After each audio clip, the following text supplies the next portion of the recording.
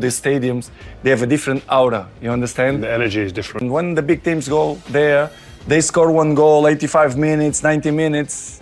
The pressure is a lot. For me, it's the best club ever in the history of football. The biggest club football has ever seen. 15 Champions Leagues, 36 La Liga titles.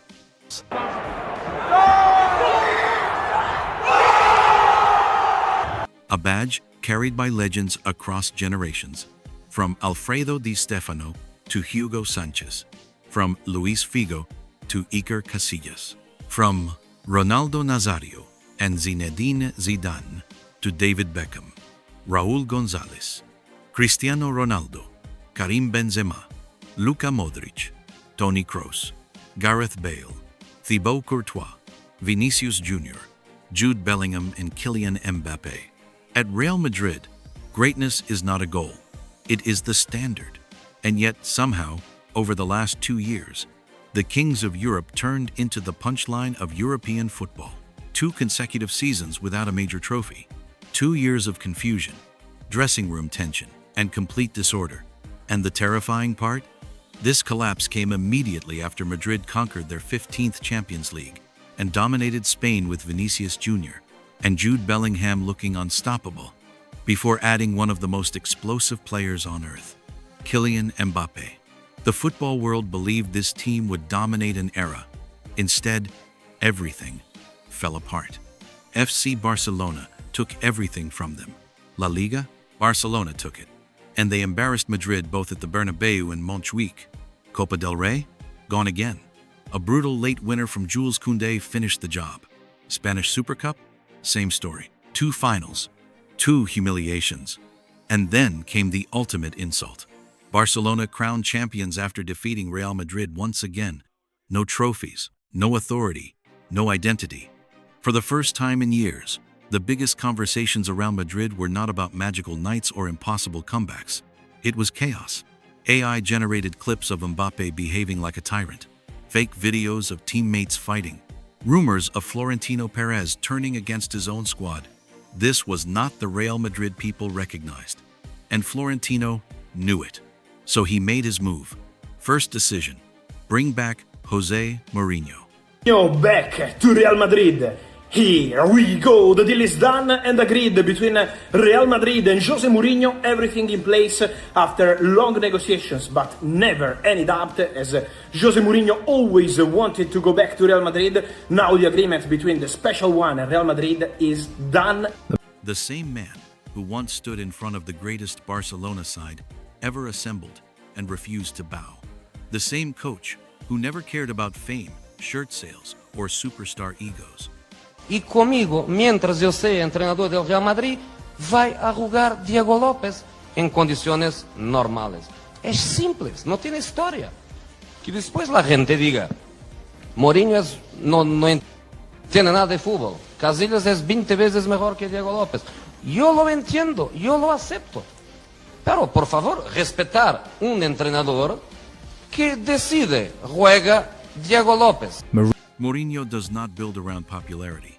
He builds around control. And honestly, that is exactly what Madrid desperately need right now. Not another coach trying to please the dressing room. Not another inexperienced manager losing authority behind closed doors. Madrid need discipline, pressure, intensity, a siege mentality. They need someone capable of walking into a fractured dressing room and immediately becoming the most powerful figure in it. That is Jose Mourinho. But this rebuild is bigger than one manager. Young talents are expected to return. Nico Paz could become one of the central figures of the new era. And yes, Mourinho must find a way to make Mbappe truly work inside this system. But the message coming from Madrid is already obvious. Either commit completely or leave. Then there are the dream targets. Rodri, maybe even Michael Olise, although that operation looks incredibly difficult. But this is Real Madrid. And Madrid never thinks small. Florentino wants a team feared again, a side with structure, hunger, personality. And if Mourinho receives the tools he wants, then La Liga and especially Barcelona could suddenly have a massive Jose Mourinho problem. To understand why this return matters so much, you first need to understand Mourinho himself, because the special one was never just a nickname. His career earned it. His first masterpiece came at FC Porto. After finishing third during his opening campaign, Mourinho publicly promised he would win the Portuguese League. E em condições normais, nós somos muito melhores. E em condições normais, nós vamos ser campeões. Most people laughed. Then he delivered one of the greatest seasons in the club's history. In his first full year, Porto won a historic treble. They dominated the league with 86 points, finished 11 clear of Benfica, and lost only twice in 34 matches. From the moment Deco destroyed Benfica early in the campaign, Porto looked untouchable domestically. But Europe was where Mourinho truly shocked football. In the UEFA Cup quarterfinals, Porto lost the first leg at home against Panathinaikos and had to travel into a hostile atmosphere in Athens. That was the night belief was born. Derlei equalized the tie, then scored again in extra time to send Porto through. Suddenly, Mourinho's squad believed they could beat anybody. Then came Lazio in the semi-finals. Even after the Italians struck first, Porto destroyed them 4-1, with goals flying in from every direction. Europe was paying attention now, and in the final against Celtic, Porto survived absolute war. Henrik Larsson kept dragging Celtic back into the game, but in minute 115, Derlei delivered the winning goal. Porto lifted the UEFA Cup, then completed the treble days later. And somehow, Mourinho's next season became even bigger. Another Portuguese title, an unbeaten fortress at home, the Portuguese Super Cup, and then came the impossible, the Champions League. Porto finished second behind Real Madrid in the group stage before knocking out Manchester United FC in the round of 16. At Old Trafford, a dramatic late goal sent Porto through and gave football one of the most iconic touchline celebrations ever. Mourinho sprinting down the sideline in pure madness. After that, Porto eliminated Lyon, edged Deportivo La Coruña, and then dismantled Monaco 3-0 inches the final. That night, Mourinho did not simply win the Champions League. He announced himself to world football. Then came Chelsea FC, and Mourinho arrived like a conqueror. I have to say this. We have top players. And I'm sorry, I'm a bit arrogant. We have a top manager. Again, please don't call me arrogant, because what I'm saying is true. I'm European champion, so I'm not one of the bottle. I think I'm a special one. In his very first season, Chelsea won their first English league title in half a century. But it was the way they did it that terrified England. 95 points, only 15 goals conceded in 38 league games. A defensive record that still feels unreal. Stamford Bridge became a fortress.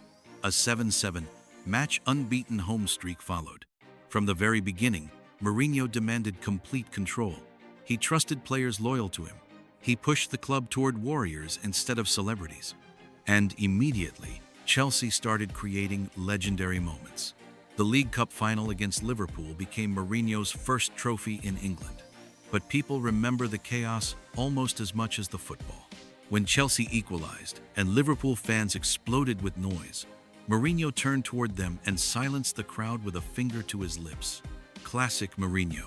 Then came one of the wildest Champions League ties of the modern era, Chelsea against Barcelona.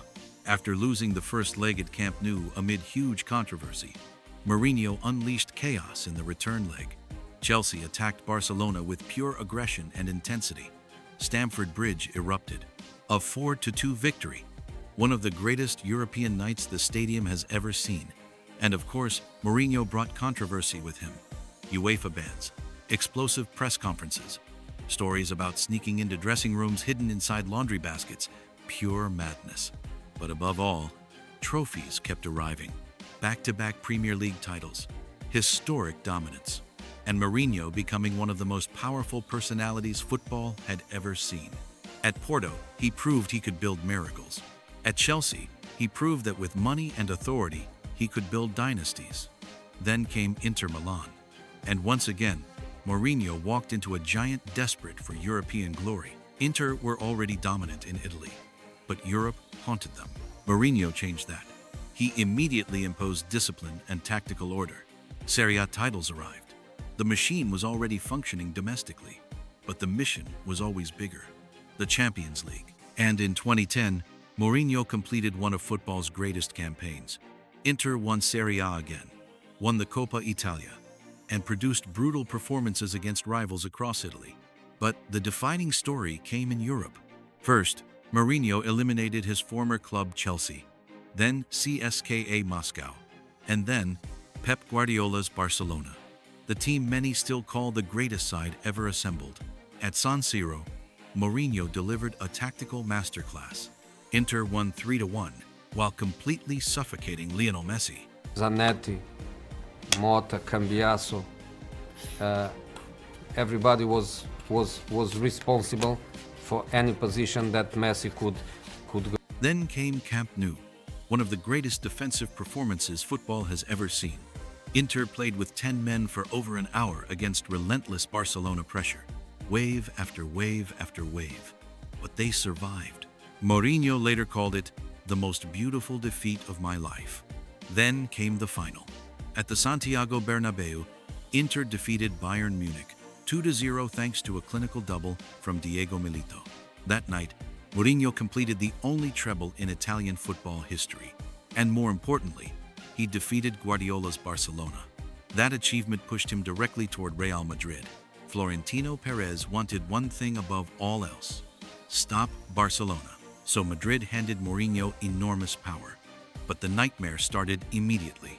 In his first Clásico at Camp Nou, Real Madrid were destroyed 5-0. A humiliation. But then, football delivered something unforgettable. 4 Clásicos in just 18 days. War. En esta sala, él es el puto jefe, el puto amo, es el que más sabe del mundo. Yo no quiero ni competir ni un instante. The Copa del Rey final became the turning point. Deep into extra time, Ángel Di María delivered the cross. ¿Por qué? ¿Por qué expulsa a Pepe? ¿Por qué? ¿Por qué no marcan 4 penaltis en un partido contra Chelsea? ¿Por qué expulsan a Thiago Motta? ¿Por qué expulsan a Robbie Van Persie? ¿Por qué? ¿Por qué? ¿De dónde viene este poder? Su poder debía ser poder futbolístico, que lo tienen, obviamente, y ganar con su poder futbolístico. ¿Para qué? Cristiano Ronaldo rose into the air. Header, goal, trophy. That moment shattered Barcelona's aura of invincibility, and Mourinho sent a message to Spain. Madrid were fighting back. The following season became legendary. 100 points, 121 goals, A plus 89 goal difference. Absolute insanity. Mourinho's Madrid broke records everywhere, and the defining image came at Camp Nou. After Barcelona equalized, Cristiano Ronaldo silenced the stadium with the iconic Calma celebration. Madrid had finally taken back La Liga, but Mourinho's third season turned toxic. The dressing room fractured, leaks to the media, wars of ego. Mourinho benched club captain Iker Casillas and openly backed Diego Lopez instead. Mientras yo sea entrenador del Real Madrid, vai a jugar Diego López en condiciones normales. Then came public battles with Sergio Ramos, conflicts with Pepe, No me gusta, pero tengo que adaptar a aquilo que el equipo me pide. even tension with Cristiano Ronaldo. The chaos was undeniable, but so was the truth. Mourinho accomplished what Madrid hired him to do. He made Real Madrid capable of standing toe-to-toe with the greatest Barcelona team ever seen. At his peak, Mourinho was praised for doing the impossible, keeping pace with Guardiola's machine, and even beating it. But Europe remained unfinished business at Madrid. 3 straight Champions League semi-final exits. And after leaving the Bernabeu, Mourinho entered the most chaotic phase of his career. There were still trophies, still drama, still moments of brilliance. But now, doubts started appearing. No, I damaged Spanish football by being the manager that broke Barcelona dominancy. His return to Chelsea brought another Premier League title with Eden Hazard and Diego Costa leading the attack. At Manchester United FC, Mourinho won the Europa League and the EFL Cup despite inconsistent league form. He later described finishing second with United as one of the greatest achievements of his career. That I consider one of the best jobs of my career, to finish second with Manchester United in the Premier League. you say this guy is crazy. He won 25 titles and he's saying that a second position was one of his best achievements in football. I keep saying this. Then came Tottenham Hotspur FC. A strange fit, moments of promise, a spectacular 6-1 victory over United. But eventually, the project collapsed. Then came AS Roma. And somehow, Mourinho reinvented himself again. Roma won the first ever UEFA Conference League, giving the club its first trophy in over a decade.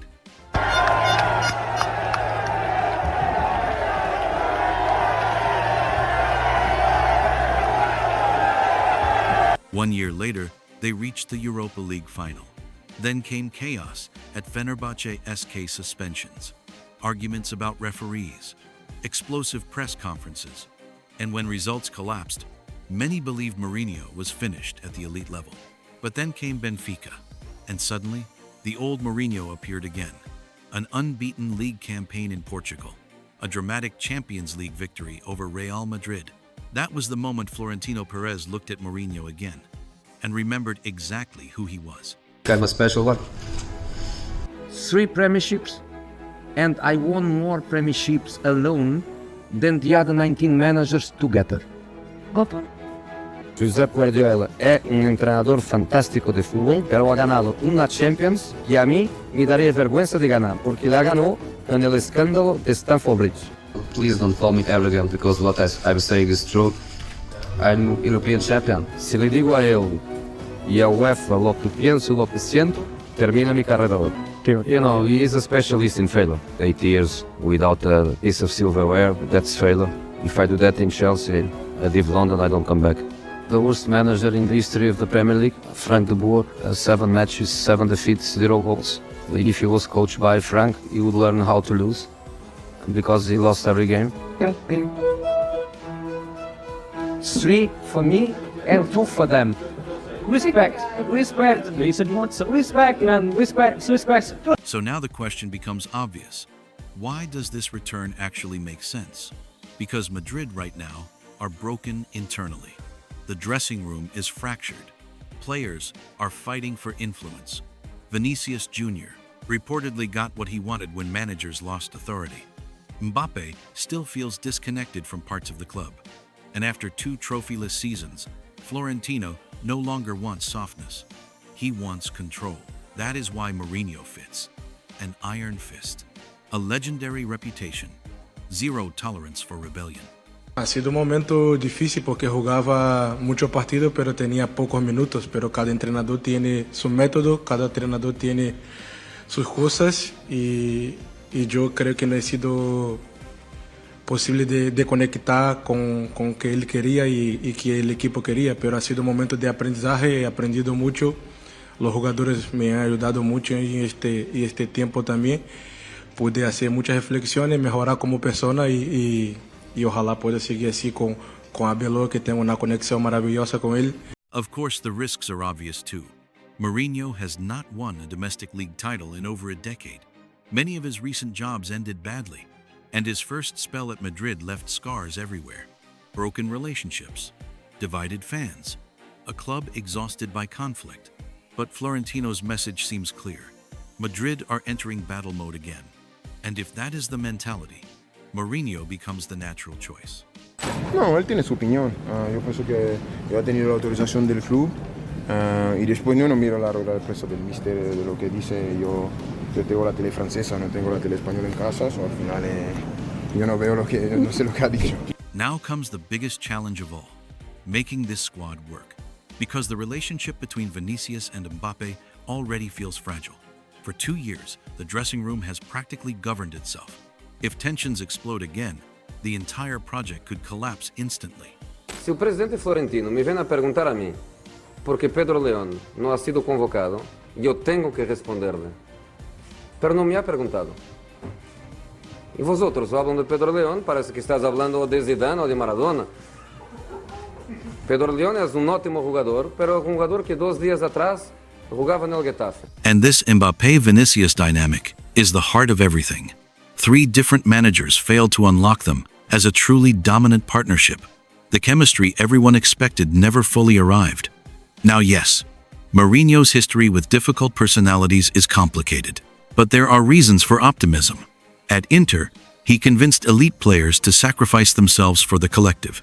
At Madrid, he balanced Cristiano Ronaldo and Benzema well enough to dominate Spain. So it can work, but only if Mourinho combines authority with communication. Ya me gustaría a mí tener 4 delanteros, pero no, pues no sé qué decirte, porque ni tengo 4 delanteros, ni le he dicho semejante frase. Entiendo que todos los jugadores que hoy no han iniciado no estén contentos, como me pasa todos los días, pero aquí, mientras esté yo en esta silla, yo voy a decidir quién juega y quién no juega. A mí me da igual cómo se llamen o cómo no se llamen, y si les parece bien, bien, y si no, pues que esperen al siguiente. And his demands are already emerging. He wants influence in squad planning, not necessarily every single signing, but the structure of the team. And honestly, history says Madrid should probably listen. During his first spell, Mourinho pushed for players like Luka Modric, Sami Khedira, and Mesut Ozil. Time proved him right. Now he inherits a squad filled with talent, but lacking balance. Estoy bien, estoy muy bien, 100%.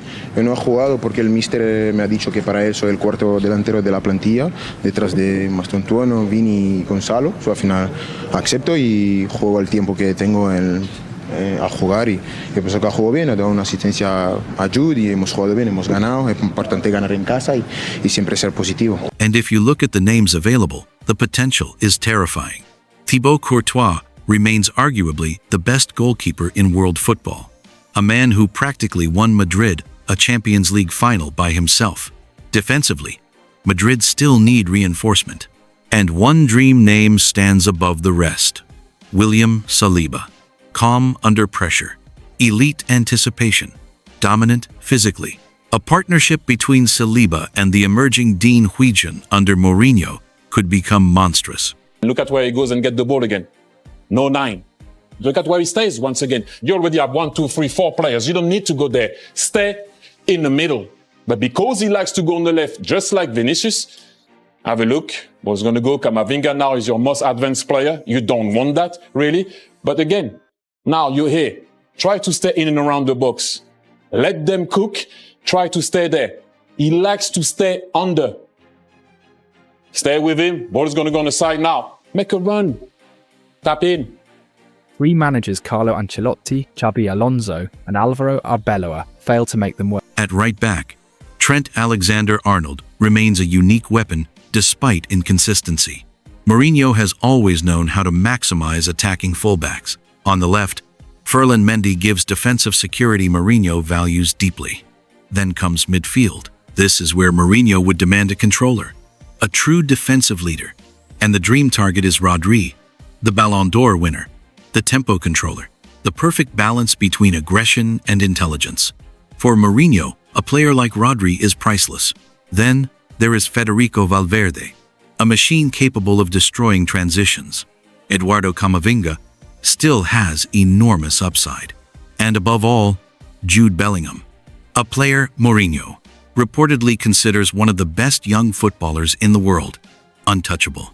One of the foundations of this entire rebuild. Then comes Nico Paz, and honestly, he looks ready.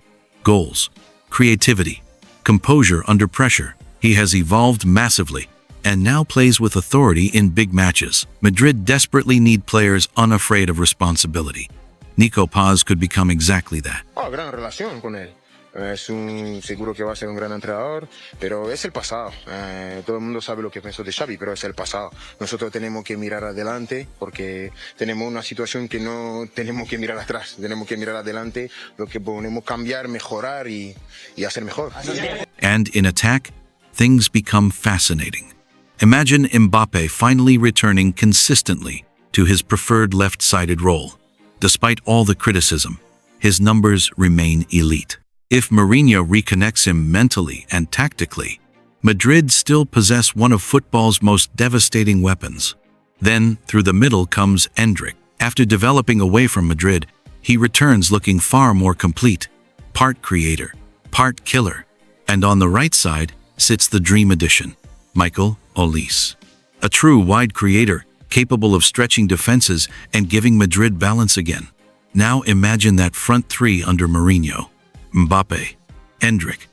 Police, that sounds terrifying. But Mourinho still faces brutal decisions, because Madrid's depth also creates problems. What happens to Vinicius? What happens to Rodrigo? What happens to Tchouaméni? What happens to Valverde? What happens to all the young stars demanding minutes? Real Madrid still have enormous power. On paper, this squad looks frightening. But make no mistake, Jose Mourinho is not inheriting peace. He is inheriting a battlefield.